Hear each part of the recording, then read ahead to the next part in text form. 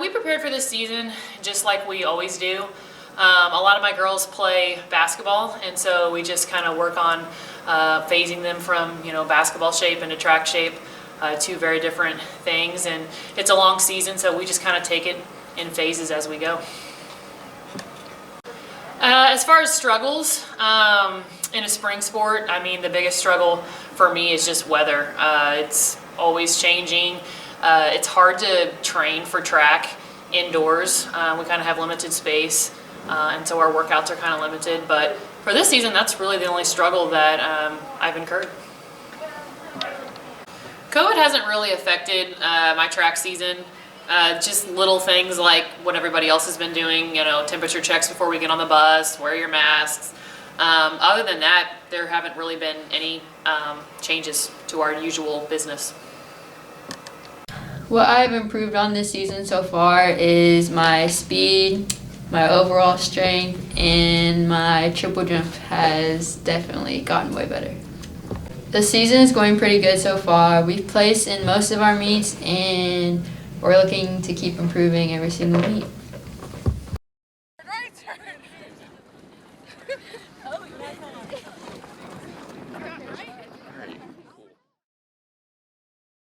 The upcoming year, we're going to do our normal stuff of band camp and rehearsals, and then coming off of a year without any competitions, we're probably going to have to revisit a lot of the fundamentals as well. To be considered for leadership, you need to fill out an application and get teacher recommendation forms. You do an interview with me, and then I will talk to you about if you are a good fit for the role or not.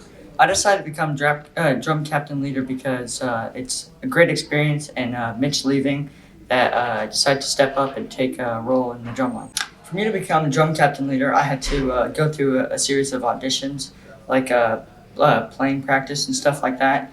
And I don't think it was really hard, but it was just something I had to do to step up. The thing I'm looking forward to most as the leader is to get to know like the upcoming 8th graders and get to know like the high school better. It's kind of like a melting pot, and I get to know everyone more. For me to prepare to be a leader, I'm gonna just practice what's given to me and kind of like be more social with the upcoming 8th graders. I know it's like kind of hard coming into high school and everything, but it shouldn't be too hard.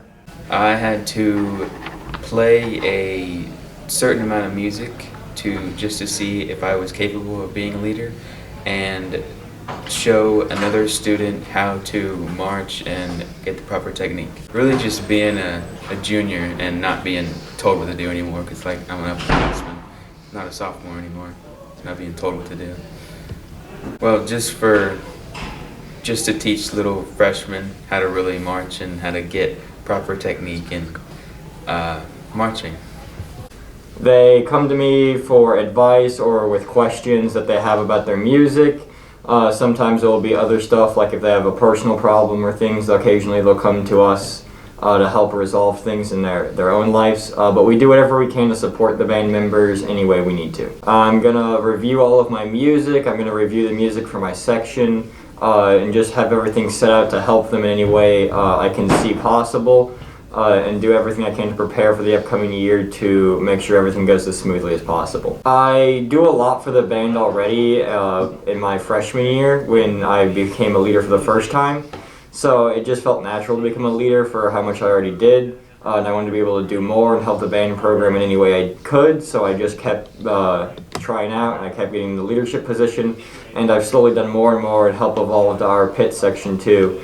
To a vast majority better than it used to be. The main reason I wanted to become a drum major was because later after high school I plan on going to college and teaching music, so I think that would be a good boost almost. To become a drum major, I last year had to apply like every other band leadership does, fill out the application, do the interview, but I also had an extra component where I had to conduct a pep song, which was really enjoyable. A student looks at a leader for confidence in what they are doing in their music, and also leadership to make sure that both the leader and the student are doing the best that they absolutely can. Student leaders are expected to learn their music and drill before anyone else in the band program, and they have to help me with making sure that we hold the rest of the band kids to a high standard. Next year's show is called Grand Slam, and it's a tribute to baseball. On April 17th, the Fairgrove Scholar Bowl team went to compete in districts. In case you don't know what it is, here's Ms. Walquist to tell you a little bit more about it. First off, many people don't even know what Scholar Bowl is, but so I will try to give you a little bit of a rundown. In our Scholar Bowl tournaments, we have 4 people that are on a team at the table at a time. I have more students that play than that, of course, but I can substitute in. But we have four students that compete against other schools. There are 4 players, and questions are thrown out there, and it can be anything from math, science, fine arts, geography, history, English. There are all kinds of questions, and you never know what's coming at you. And so, and it's a race to answer the question first. Once one of the players gets the question correct, then they get 3 more questions for their whole team, and their team can collaborate on those questions. And so it's again usually against one other school. One thing that COVID hasn't been great for a lot of things, but it's been really good for Scholar Bowl. And what I mean by that is our format has changed, and we actually have competed through Google Meet, through some Zoom tournaments, and therefore we don't have to travel anywhere to do this, and we have been able to play against some really big schools that we've never been able to do this in the past. My team is very young. I don't have a senior on it. I actually have a total of 3 juniors, and then everyone else is a sophomore or freshman. And this has been the most successful Scholar Bowl team that we've ever had. This last weekend, we won districts against 8 other schools. And so we are actually in the final 8 for state now. We have another match against Clever on Tuesday night of next week, and the winner of that moves on to the final 4. So how have we done previously?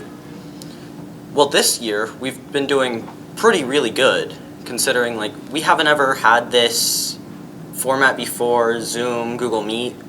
So we have to learn this whole new format and run with it. But we've done really well. We haven't really placed below top 10, and it's usually top 7. We usually prepare by having practices after school on Fridays, or going home and just looking up random facts on the internet or in books. I like to just read a lot and have things stay in my memory somehow.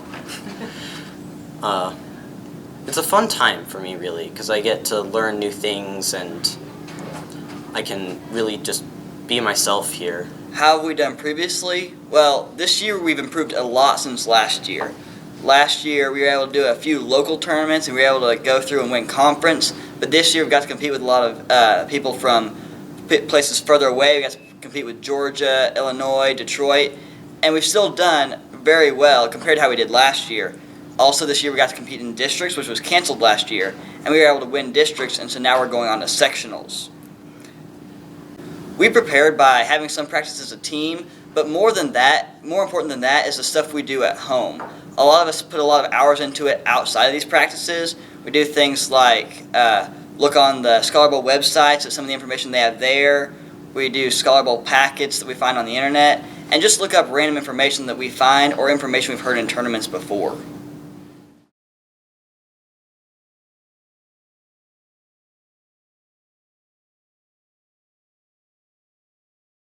So the whole move to Kansas City happened because both my kids are up in Kansas City. My son and daughter-in-law with grandbaby on the way, as well as my daughter, are both residents of Kansas City. So I just wanted to kind of be closer to them. So that's kind of what started the initial move. I'm going to be moving to North Kansas City in the Parkville area. For those of you that know Kansas City, you'll know what I'm talking about. For those of you that don't, it'll just be north. I've got a job teaching chemistry at Oak Park High School. It's a high school of about 1,700 students, so it's just a little bit bigger than Fairgrove, not much. My favorite memory from Foster's class is that we were doing an experiment where we all pushed a car and saw how fast we could do it. And instead of starting the car up and just driving it back to Dory's parking spot, we had to all push it back together as a team bonding experience. How did John Foster affect my teaching? Well, I had to learn how to teach through small explosions next door, through strange smells coming from next door. I had to learn how to teach through rock music being blared through the wall.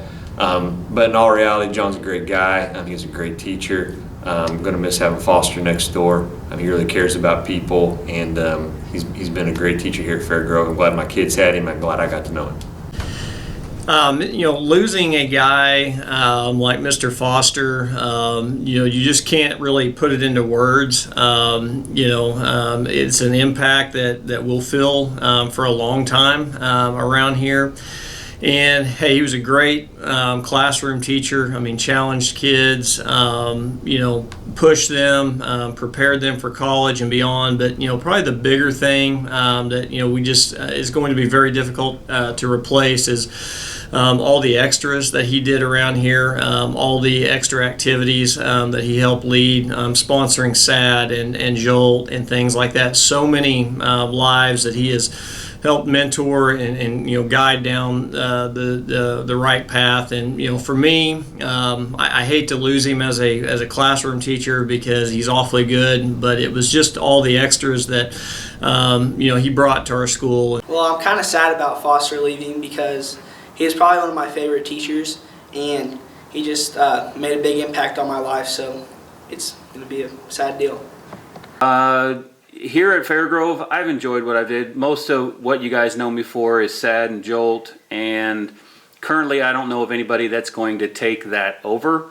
But I've enjoyed SAD and Jolt. Lots of fifth quarters and lots of SAD kickoffs have been really fun. I'd say my most memorable thing is obviously teaching. That's what I got into this business for. I enjoy teaching kids. I enjoy teaching here. It's a pretty easy place to teach students. I think after 24 years of teaching, I've learned a little bit more about being thankful, content, and flexible, because it seems like things are always changing here at FG. And I'll miss the community. It's been a good run.